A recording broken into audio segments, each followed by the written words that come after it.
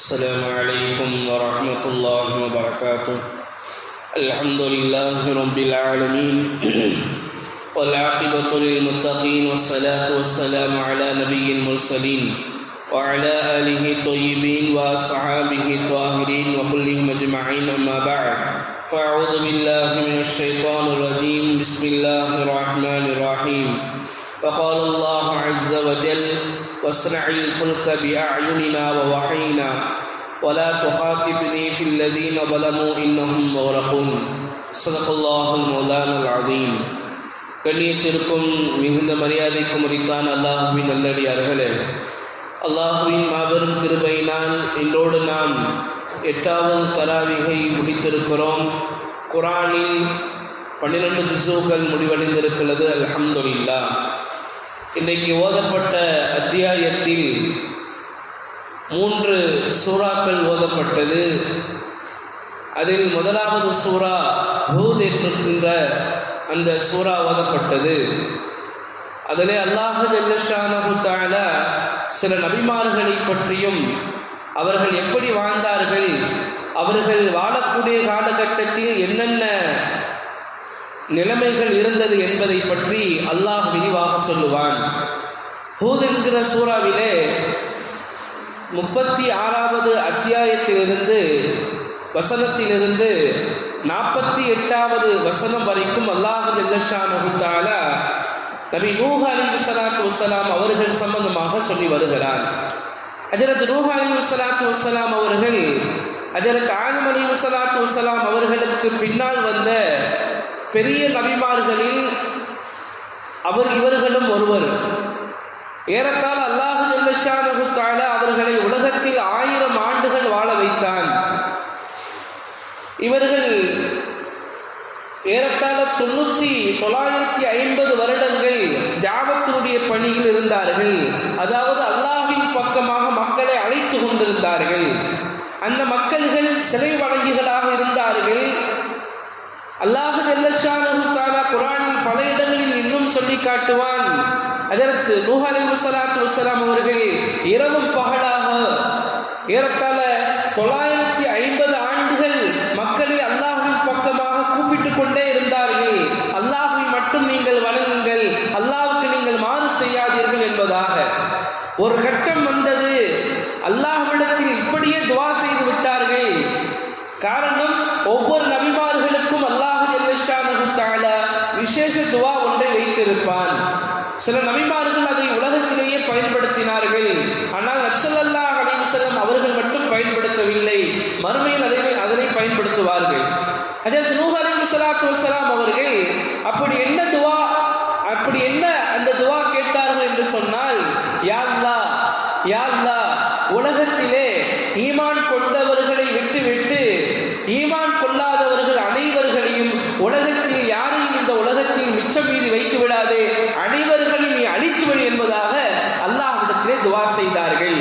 அந்த துஆ இருக்கிறது ஒரு சாதாரண மனிதனுடைய துஆ அல்ல, ஒரு நபியினுடைய துஆ. எனவே அல்லாஹ் ஜல்ல ஷானஹு தஆலா சொன்னான், வஸ்னஇல் ஃபுல்க பிஅயுனினா வ வஹீனா வலா துஹாத்திபினி ஃபில் லதீன ஸலமு இன்னஹும் முஹ்ரகூன். அல்லாஹ் சொன்னான், வஸ்னஇல் ஃபுல்க, நீங்கள் உடனே ஒரு கப்பலை கட்டுங்கள். நூஹ் நபியை பார்த்து அல்லாஹ் சொன்னா, உடனே ஒரு கப்பலை கட்டுங்க. பிஅயுனினா வ வஹீனா, நம்முடைய பார்வைக்கு நேராகவே நம்முடைய மேற்பார்வையில நீங்க ஒரு கப்பலை கட்டுங்க. வலா துஹாத்திபினி ஃபில் லதீன ஸலமு, எந்த மக்கள் எல்லை மீறினார்களோ அவர்களை பற்றி இனிமேல் நம்ம இடத்தில் எதுவும் பேச வேண்டாம், அதாவது யாருக்கும் பரிந்து பேசாதீங்கன்னு அர்த்தம். இன்னஹும் முஹ்ரகூன், அவர்கள் அனைவர்களும் மூழ்கக்கூடியவர்கள். இப்ப அல்லாஹ் கப்பலை கட்ட சொல்லிட்டானா, இவங்களும் கப்பலை கட்டினாங்க. இருந்தாலும் சில ஊர்களுடைய பெரியவர்கள் எல்லாம் கேலி செய்தார்கள், பரிகாசம் செய்தார்கள். நூஹ் நபியும் சொன்னாங்க, நீங்க இன்னைக்கு பரிகாசம் செய்றீங்க, நாளைக்கு நம்மளும் பரிகாசம் செய்வோம். அல்லாஹ் ஜல்ல ஷானஹு தஆலாவுடைய அந்த நேரம் வந்தது. ஹத்தா இதா ஜாஅ அம்ருனா வ ஃபாரத் அன்-நூர், அல்லாஹ் ஜல்ல ஷானஹு தஆலா சொல்லி காட்டுவான், நம்மளுடைய கட்டளை வந்தது. என்ன கட்டளை? அல்லாஹ் ஜல்ல ஷானஹு தஆலா இந்த முழு உலகத்தையும் அழிப்பதற்கு அல்லாஹ் நாடிவிட்டார். என்ன நடந்தது? அல்லாஹ் ஜல்லஷானஹு தஆலா வானத்தில் இருக்கக்கூடிய கதவுகளை ஃபதஹ்னா அப்வாப மினஸ் ஸமா, வானத்தினுடைய கதவுகள் அல்லாஹ் திறந்து விட்டான். வானத்திலிருந்து மழைகள் பொழிய ஆரம்பித்தது. எந்த அளவுக்கு பொழிந்தது என்று சொன்னால், இன்னைக்கு நாம் பார்க்கிறோமா இல்லையா? சமீபத்தில் வயநாட்டில் நடந்துச்சா இல்லையா? என்ன நடந்துச்சு? மேக வெடிப்பாச்சா இல்லையா? அதே மாதிரி அல்லாஹ் ஜல்லஷானஹு தஆலா வானத்தினுடைய கதவுகளை திறந்து விட்டான். வானத்திலிருந்து மழைகள் பொழிய ஆரம்பித்தது.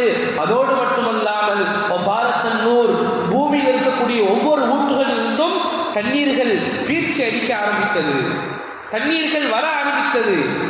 எந்த அளவுக்கு சொல்லப்படுதுன்னா, சஹாபாக்கள் சொல்லி காட்டுவாங்க, ஸல்லல்லாஹு அலைஹி வஸல்லம் அவங்க சொன்னதாக, ஒவ்வொரு அடுப்புகளில் இருந்தும் எரிக்கக்கூடிய அடுப்பு இருக்க இல்லையா, அடுப்பு, அந்த அடுப்புகளில் இருந்தும் தண்ணீர் வந்தது. தண்ணீர் வர ஆரம்பித்தது.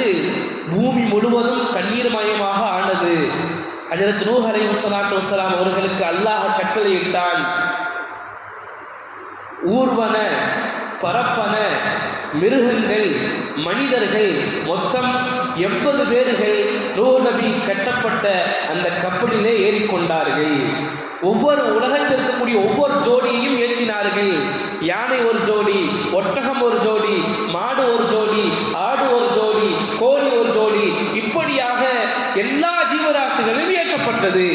இப்பொழுது வெள்ளப்பிரளயம் வர ஆரம்பித்தது. எல்லா மனிதர்களும் முழுக ஆரம்பித்தார்கள். இந்த கப்பல் மட்டும் ஒரு மலையை போன்ற அந்த கப்பலை அது தூக்கி சென்றது, தண்ணீர் தூக்கி சென்றது. அல்லாஹ் ஜல்லஷானஹு தஆலா குர்ஆனிலே விளக்குவான், ஹஜ்ரத் நூஹ் நபியினுடைய மகன் மலையின் மீது ஏறப் போனான். நூஹ் நபி சொன்னாங்க, என்னுடைய மகனே, என் கூட கப்பல்ல நீ ஏறிடு, என் கூட கப்பல்ல நீ ஏறிடு, அல்லாஹ் அவனை பாதுகாப்பா என்பதாக சொல்லும் பொழுது அவங்க மகன் என்ன சொன்னான் தெரியுமா? என்னுடைய வாப்பா அவர்களே, இதோ தெரியக்கூடிய இந்த மலை மேல நான் ஏறிக்கிட்டேன்னு சொன்னா இந்த அலைகள் என்னை ஒன்றும் செய்யாது என்று சொல்லிக் கொண்டிருக்கிற அந்த வேளையிலேயே அல்லாஹ் சொல்லுவான், அவரை ஒரு அலை வந்து அழித்து சென்று விட்டது. அந்த அலையிலே அவன் சிக்குண்டான், அவன் மூழ்கினான், அவன் அழிந்து போனான். அல்லாஹ் ஜல்லஷானஹு தஆலா ஹஜ்ரத் நூஹ் அலைஹிஸ்ஸலாத்து வஸ்ஸலாம் அவருடைய கப்பலை ஏறத்தாழ 150 நாட்கள் வரைக்கும் கப்பல் தண்ணீரிலேயே மிதந்து கொண்டிருந்தது. பூமி முழுவதும் அது சுற்றியது. மேலும் சொன்னார்கள், தஃசீரிலே வருகிறது, ஹஜ்ரத் நூஹ் நபியினுடைய கப்பல் ஜூதி என்கின்ற மலையிலேயே வந்து தங்கியது. அதிலே 1 மாத காலம் தங்கியது. அதற்கு பின்னால் தான் தண்ணீர் அனைத்தும் வத்தியதற்கு பின்னால் அவர்கள் கீழே இறங்கினார்கள். இதற்கு இடையிலேயே ஹஜ்ரத் நூஹ் அலைஹிஸ்ஸலாத்து வஸ்ஸலாம் அவர்கள் தன்னுடைய மகனின் மீது வைத்திருந்த பாசத்தின் காரணத்தினால் அல்லாஹ்விடத்தில் கேட்டாங்க, யா அல்லாஹ், எனக்கு ஒரு வாக்குறுதி கொடுத்திருந்த, அதாவது என்னுடைய குடும்பத்தார்களையும் ஈமான் கொண்டவர்களையும் நீ காப்பாற்றுவ என்பதாக எனக்கு ஒரு வாக்குறுதி கொடுத்திருந்த, ஆனா என்னுடைய மகன் இறந்து போயிட்டானே என்பதாக சொல்லும் பொழுது அல்லாஹ் சொன்ன வார்த்தை என்ன தெரியுமா? நூஹ் அலைஹிஸ்ஸலாத்து வஸ்ஸலாம் அவர்களே, உங்களுடைய மகன் அவன் உங்களுடைய மகன் அல்ல, உங்களுடைய குடும்பத்தார்கள் அல்ல. காரணம், அவனுடைய அமல் இருக்கிறதே நல்லமலாக பெற்றுக்கொள்ளப்படவில்லை. அவனுடைய அமல்கள் அனைத்தும் தீய அமலாகத்தான் பெற்றுக்கொள்ளப்பட்டது என்பதாக சொல்லி முடித்ததற்கு பிறகு அல்லாஹ் சொல்லுவான் பலா தஸ்அல்ன மா லைஸ லக மின் இல்மின், உங்களுக்கு எதிர் மீது இல்ம் இல்லையோ அதை பற்றி நீங்க கேட்காதீங்க. உங்களுக்கு ஏன் என்னுடைய மகன் அடிக்கப்பட்டான், அவன் ஏன் முழுகப்பட்டான், அதற்கு பின்னால் இருக்கக்கூடிய விஷயம் என்ன என்பது பற்றி உண்டான இல்ம் இருக்கிறது உங்களுக்கு கிடையாது. இன்றைக்கு அப்படித்தானே, நமக்கு என்ன இல்ம் இருக்கிறது? நாம் அல்லாஹ்வை பற்றி என்னென்னமோ பேசுறோமா இல்லையா? அல்லாஹ்வுக்கு கண் இல்லையா, அல்லாஹ்வுக்கு காது இல்லையா, அல்லாஹ்வுக்கு உள்ளம் இல்லையா, ஏன் என்னுடைய மகனை சீக்கிரமா கூப்பிட்டுட்டான், ஆனா அவனை மௌத்தாக்குவதற்கு உண்டான இல்ம் இருக்கிறது நம்ம இடத்துல இல்ல, அல்லாஹ்விடத்துல தான் எல்லா இல்மும் இருக்குது. அல்லாஹ் அதைத்தான் சொல்றான், பலா தஸ்அல்ன மா லைஸ லக மின் இல்மின், உனக்கு எதனின் மீது இல்ம் இல்லையோ அதை நீ என்கிட்ட கேட்காதீங்க. இன்னி அஅதுக, நான் உங்களை எச்சரிக்கிறேன், அன் தக்கூன மினல் ஜாஹிலீன், நீங்கள் மடமையாக ஆயிடக்கூடாது என்பதாக நான் உங்களை எச்சரிக்கிறேன். அல்லாஹ் ஜல்லஷானஹு தஆலா சொன்னதற்கு பிறகு ஹஜ்ரத் நூஹ் அலைஹிஸ்ஸலாத்து வஸலாம் அவர்கள் அல்லாஹ்விடத்திலே மன்னிப்பு கேட்பார்கள். வ இல்லா தக்ஃபிர்லி வ தர்ஹம்னி வ அகும் மினல் ஹாசிரீன். யா அல்லாஹ், நீ என்னை மன்னிக்காவிட்டா, என் மீது இறக்கப்படாவிட்டா நான் நஷ்டமுடையோரில் ஆகிவிடுவேன் என்பதாக அல்லாஹ்விடத்திலே மன்னிப்பு கேட்பார்கள் ஹஜ்ரத் நூஹ் அலைஹிஸ்ஸலாத்து வஸலாம் அவர்கள். நாங்கள் விளங்கணும், இந்த சம்பவத்தின் மூலமாக என்ன படிப்பன? அல்லாஹ் ஜல்லஷானஹு தஆலா அவன் நாடினால் எதுவும் நடக்கும். அவனுக்கு முன்னால் மனிதனுடைய சக்திகள் அனைத்தும் தூசிக்கு சமமானது. காரணம், அவனுடைய கவா, அவனுடைய அம்ரு ஒன்று வந்துவிட்டது என்று சொன்னால் அல்லாஹ் ஜல்லஷானஹு தஆலா எதிரே சொல்லி காட்டுவான்.